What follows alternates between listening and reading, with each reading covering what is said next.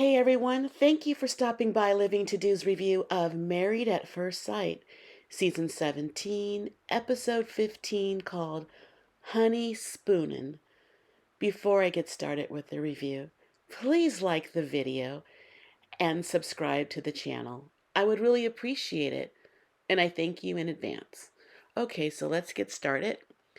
Not much happened. Real quick, Cameron and Claire, they didn't show Cameron. He's still recovering from his heart surgery. And Claire tells us that she, calls him, checks on him. I don't know if she's seen him, but he sleeps a lot. And she has to remember that if he doesn't answer the phone, not to worry too much. But my goodness, with a heart surgery and if he's not answering the phone, I would be concerned. But they didn't tell us much. That was basically it. So hopefully we'll see him next episode. So let's move on to Becca and Austin. Becca and Austin, they were quite boring actually. They went to Boston, I believe it was, to visit with Austin's grandmother's. It was her 97th birthday, and they showed a little bit of footage of them there. It seemed extremely boring. Dr. Pia came to visit them and to check on their intimacy exercises. Apparently, they still haven't been intimate at all. When we thought they were, apparently nothing happened. And when they went on the trip, there were some cats there that Austin said he was allergic to, and he was congested and feeling sick. Some type of allergic reaction to the cats led him to have no intimacy with his wife. And also they were in a home of a relative, so of course that couldn't really go down. But Becca wanted something, some attention somehow, and she thought she was getting a disconnect. She didn't know how to feel about that. There's no PDA in the around the family, which I totally get that. For me, everybody's different. I don't know how other people feel about intimacy in front of relatives. No, I won't be doing that. So of course, Becca, she always needs reaffirmment and constant, and she needs to be and wants to be intimate with him now. So that was them. Okay, so let's move on to Emily and Brennan. Poor Emily, she needs to be rescued. That guy is doing a number on her. He's talking about that they're working on building trust. Like, how is it broken? You're just using these excuses, making her think twice about, what she knows to be true, that you really know good. She keeps, putting forth effort. Emily told Brennan while they were at Chloe and Michael's wedding, people looked at them and someone actually said to her, "You guys don't even look like friends." I think we know who that somebody was. I think it was Claire. Claire did speak to Emily and kind of said the same thing and said that Brennan was controlling her, which he is. I've been saying this since this whole this season started. This guy he's trying to train her how to act. She's walking on eggshells so she doesn't upset him, say the wrong thing. That's training and grooming somebody. Pastor Cal paid them a visit, and he showed them videos of their interviews when they first signed up for this experiment, and they played Emily's first.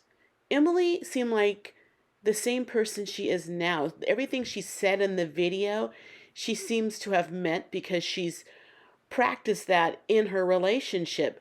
The try harder and committed. Just a good interview. I see why they picked her. And then when Brennan's interview, he happened to be wearing the same shirt in the video on the same day that he's rewatching the video. Anyway, it was a little bit tighter. Now, he was saying all these good things that he really wants to be married and this and this and that. You know, he wants to be supportive and affectionate. And that is not who he is at all. I don't know why did this guy even sign up for this experiment? He seems like he was forced. The way he acts towards her. He is not he's just I don't know what he's doing this for. He wants to look good on TV. He wants to make sure she doesn't say anything that would show him in a negative light. Very controlling. He said he was very sensitive. Sensitive to what? What is going on with him? I couldn't understand it. I'm so confused. And Claire said the same thing. We're just confused about who and what he is, what he stands for, what he wants. Anyway, enough of him. Let's go on to the newest newlyweds, Michael and Chloe. Now they show them waking up after their first night of marriage, and apparently Chloe has panic attacks in her sleep. She had about 4 of them on her wedding night. And she says she doesn't have it while she's awake. That was interesting. We learned a bit more about them. Michael is a neat packer, has a lot of clothes. He was packing, I guess, for their honeymoon. And it was interesting, not really interesting, it was sad, that their honeymoon was, it seemed like an hour away. I Googled it. It's about an hour away from where they live. I guess they have to have it sped up to join the others eventually. So I don't know if you want a honeymoon that's just 1 hour away from your house. Is that much of a honeymoon? It's a day trip. Anyway, we learn about Michael that his dad died when he was 14 and that he's half Filipino and half Greek. He didn't tell his mom about the second wedding. I think Chloe was surprised to know that. And he said he wasn't hiding her from his mom. His sister knew he got, I don't know, can't say remarried, but he had a second wedding.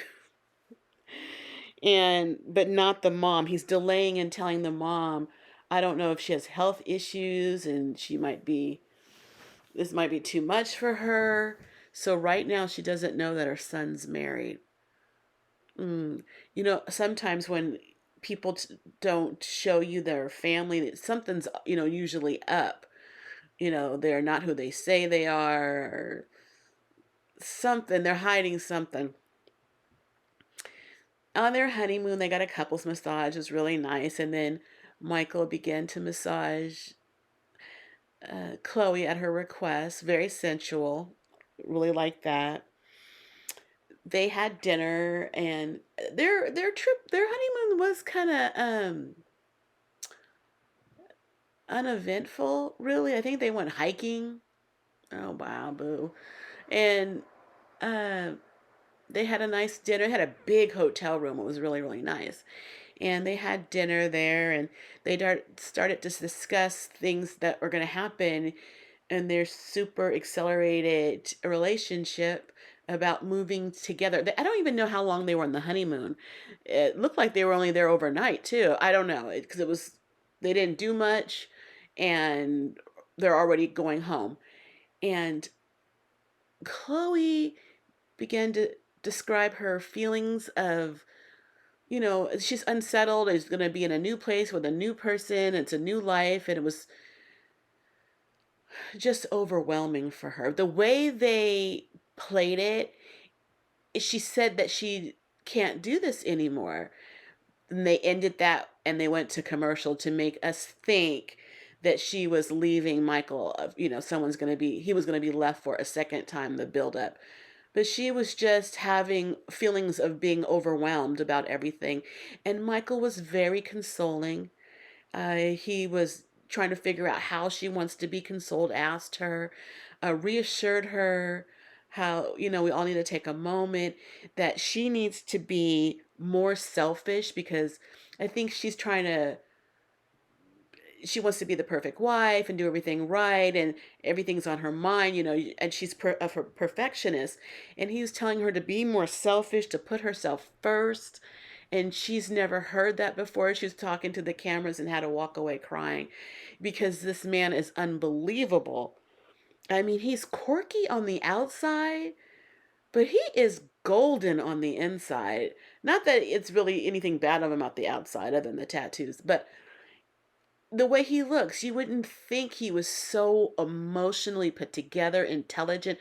It is so attractive week after week. I really like Michael.